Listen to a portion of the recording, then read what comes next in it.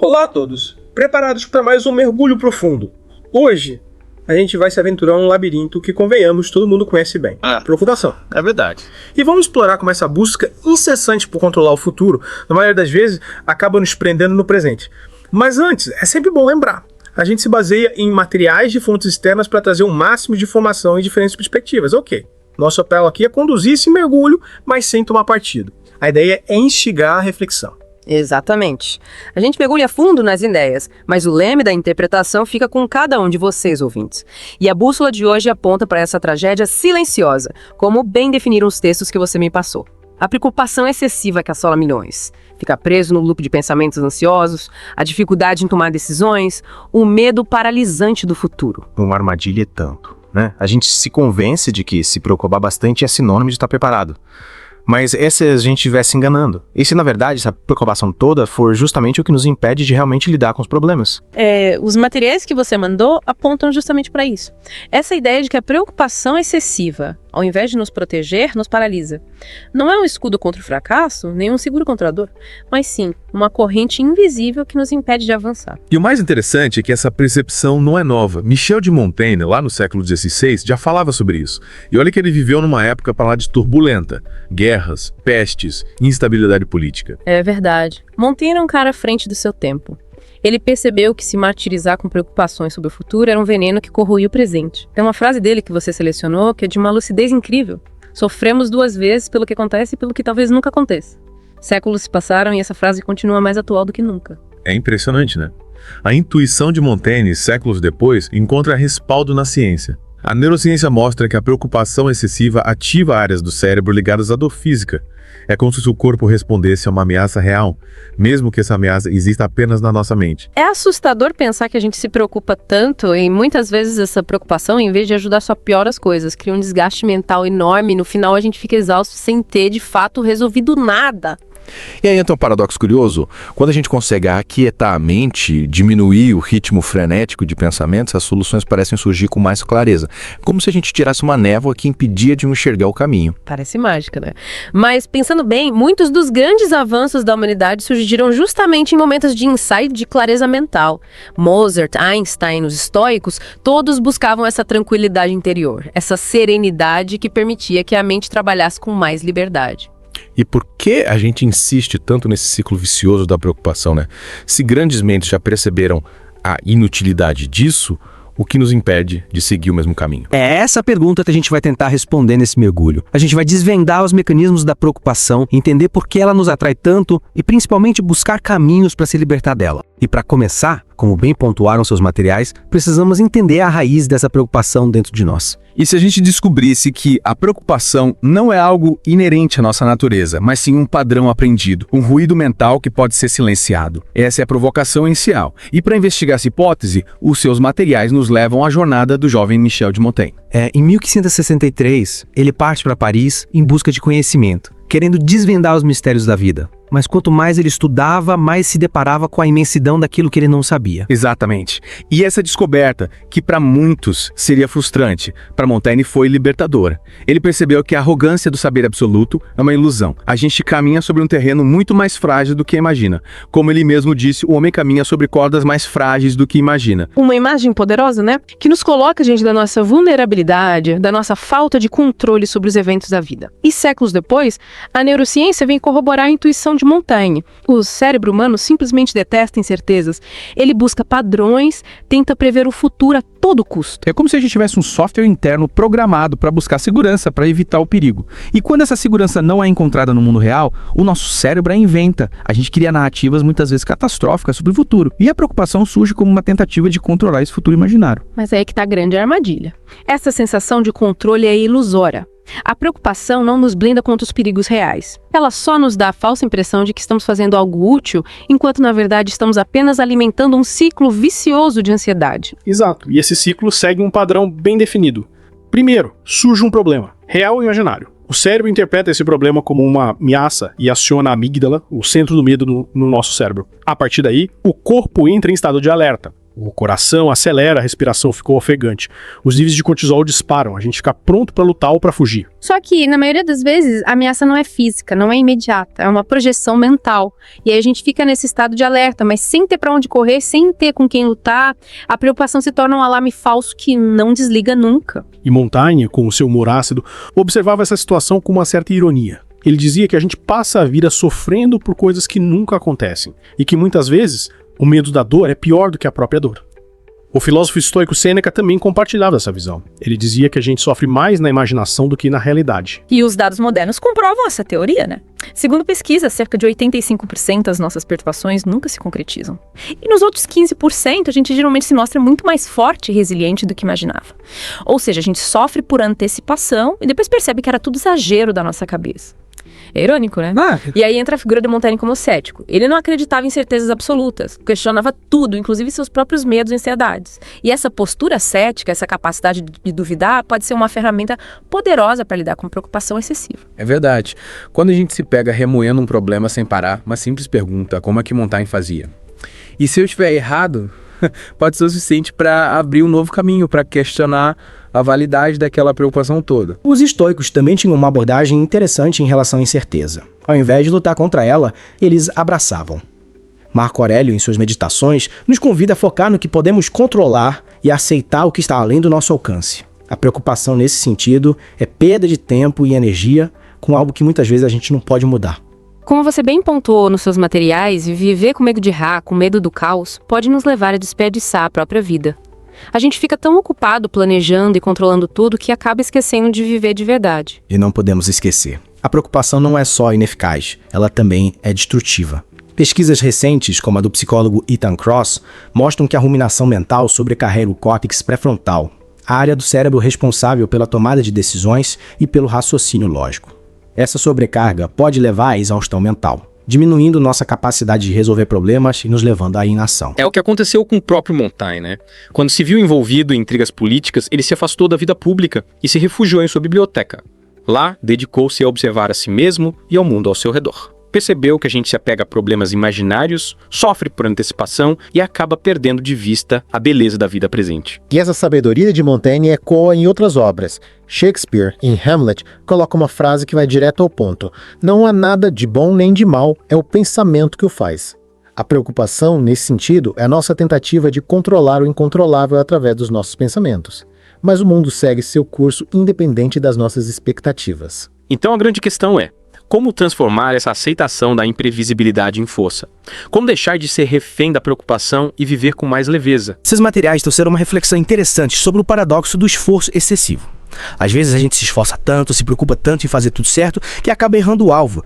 É como o estudante que estuda demais e na hora da prova fica paralisado. Ou o palestrante que se preocupa tanto em ser perfeito, que perde a naturalidade e não se conecta com a plateia. É como se a gente criasse um bloqueio mental, né? Quanto mais a gente se esforça para controlar o resultado, mais a gente se distancia dele. É uma armadilha da nossa mente. Montaigne via essa obsessão pelo controle como uma prisão. Ele comparava a vida a um rio em movimento. Tentar controlar esse rio, segurar a correnteza, é um esforço inútil que só leva ao sofrimento. A gente precisa aprender a fluir com a vida, se adaptar às mudanças de curso. E a ciência moderna, mais uma vez, dialoga com essa sabedoria ancestral. O conceito de fluxo do psicólogo Mihaly Csikszentmihalyi descreve esse estado de imersão total numa atividade, onde a gente perde a noção do tempo e do esforço. E o mais interessante é nesse estado de fluxo que a gente atinge o nosso máximo potencial. É a prova de que relaxar a mente, soltar o controle, pode ser a chave para alcançar resultados extraordinários. É o paradoxo da preocupação. Quanto mais a gente se preocupa, mais a gente trava. E quanto mais a gente relaxa, mais a gente flui. Tem uma analogia perfeita para essa ideia nos seus materiais. A história de Ícaro.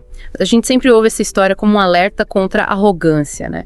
Mas ela também nos ensina sobre o perigo da preocupação excessiva. Se Ícaro tivesse ficado paralisado pelo medo de voar alto demais, ele nunca teria experimentado a liberdade do voo. Às vezes o medo do erro é justamente o que nos impede de voar. É a ironia cognitiva em ação, né? Quanto mais a gente tenta evitar um pensamento, mais ele se fortalece. Tentar não pensar em um urso branco só faz com que a imagem do urso branco domine a nossa mente. E com a preocupação é a mesma coisa.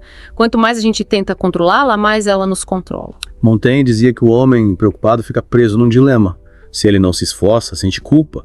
Se ele se esforça demais, se esgota. É um beco sem saída. E para sair desse beco, a gente precisa mudar a perspectiva. Deixar de ver a vida como uma prova que precisa ser vencida a todo custo.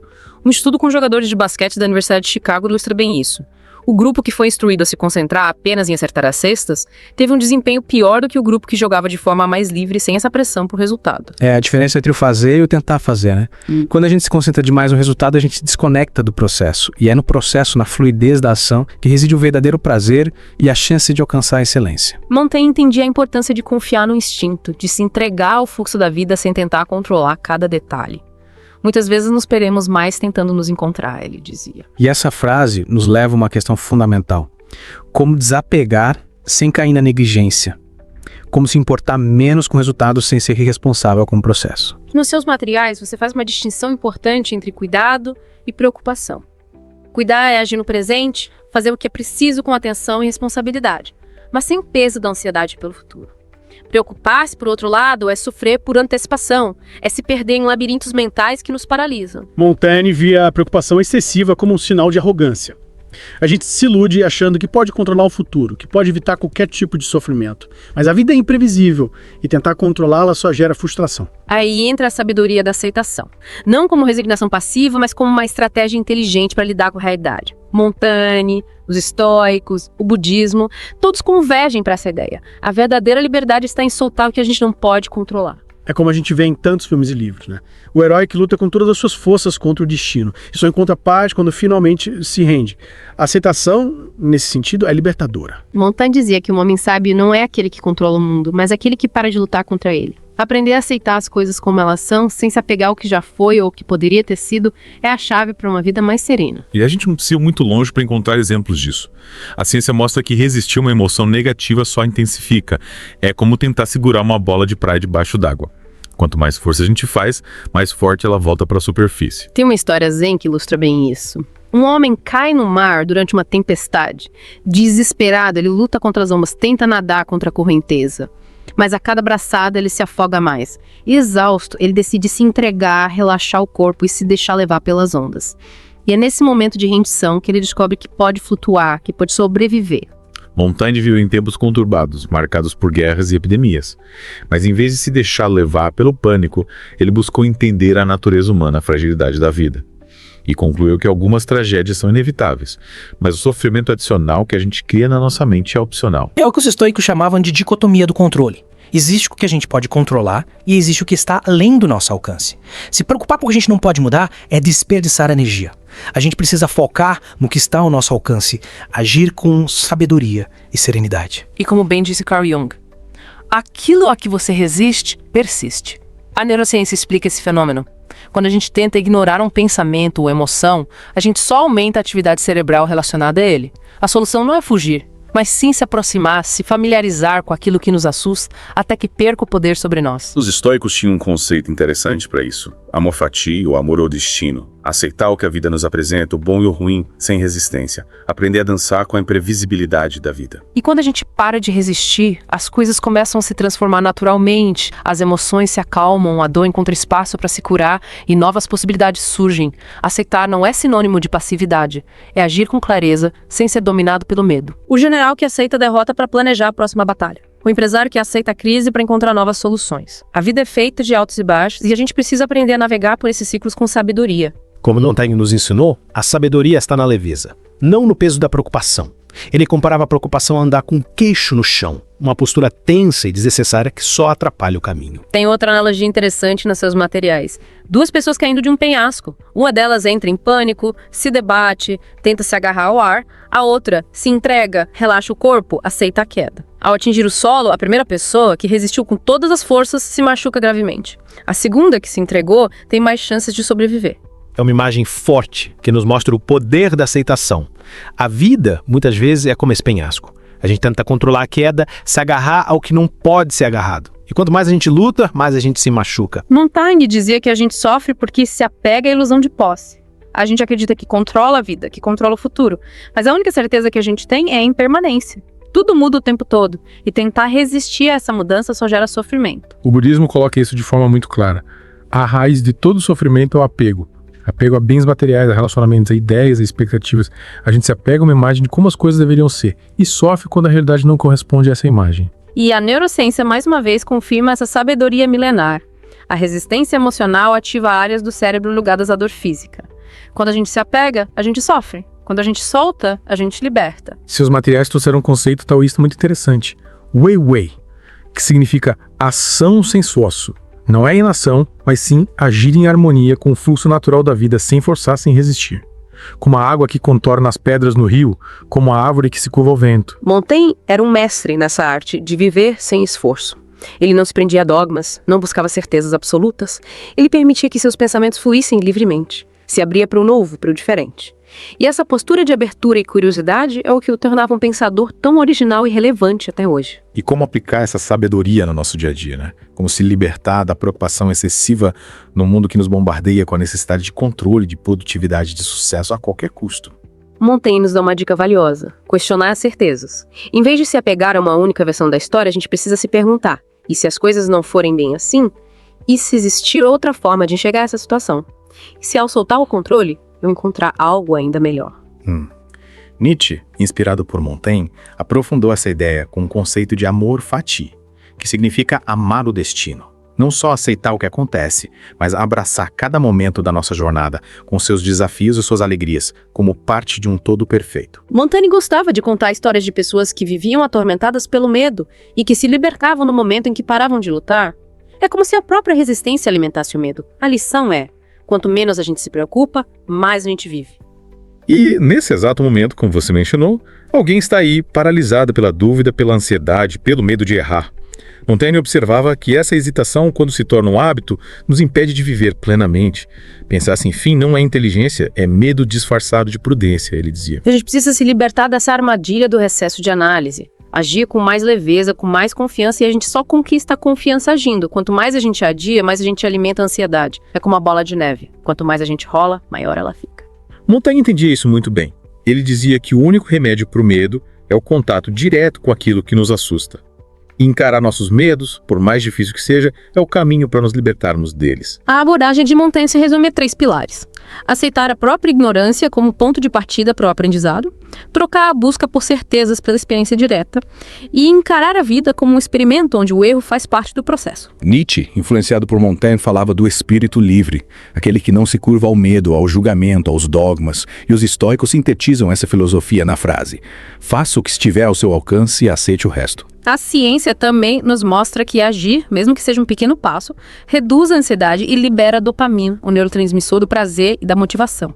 A gente se sente mais confiante, mais capaz. É um ciclo virtuoso. Montaigne passou a vida refletindo sobre a felicidade e chegou à conclusão de que ela não está na ausência de problemas, mas sim na nossa capacidade de lidar com eles com sabedoria e leveza. Aquele que aprende a rir de si mesmo nunca ficará sem diversão, ele dizia. E é com essa mensagem de otimismo e leveza que a gente encerra nosso mergulho de hoje. Menos preocupação, mais vida. E você, que nos acompanhou até aqui, o que leva dessa conversa? O que ressoa em você? Fica o convite para continuar refletindo sobre o tema, buscando uma vida mais livre, mais leve, mais presente. A gente agradece a companhia de todos nesse mergulho profundo. E lembre-se sempre, menos preocupação, mais vida.